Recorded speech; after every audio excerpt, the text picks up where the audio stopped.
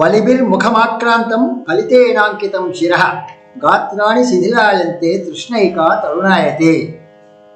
ఇది భర్తృహరి సుభాషితం. ముఖము ముడతలు పడుచున్నది, తల తెల్లబడుచున్నది, సర్వావయవములను శిథిలమవుతున్నది, కానీ తృష్ణ మాత్రమే పడుచుదనమునందుచున్నది అని భావం. వృద్ధాప్యం మనసుకు సంబంధించిందే కానీ వయసుకు సంబంధించింది కాదు. అనర్థపు ఆలోచనలు అంటే నెగటివ్ థింకింగ్ దరిచేరకుండా ఉంటే ఆరోగ్యం కూడా అంతే బాగుంటుంది. పూర్వం వృద్ధాప్యంలో వానప్రస్థం అనబడే ఆశ్రమ ధర్మం ముఖ్య లక్షణంగా ఉండేది. అప్పుడు తామరాకుపై నీటి బొట్టులాగా అన్ని స్థితులకు అతీతంగా ఉండే స్థితప్రజ్ఞతను పెంపొందించుకోవడం అవసరం. వృద్ధాప్యంలో మొట్టమొదటి ఆరోగ్య హేతు మానసిక ప్రశాంతత. రాగద్వేషాలకు భావోద్వేగాలకు అతీతంగా మనసును ప్రశాంతంగా ఉంచుకోవడం చేస్తే చాలా సమస్యలు నియంత్రించబడతాయి.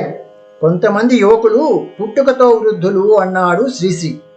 అలాగే స్థితప్రజ్ఞులైన వ్యక్తులు వృద్ధులైనా కూడా నిత్య యౌవనులే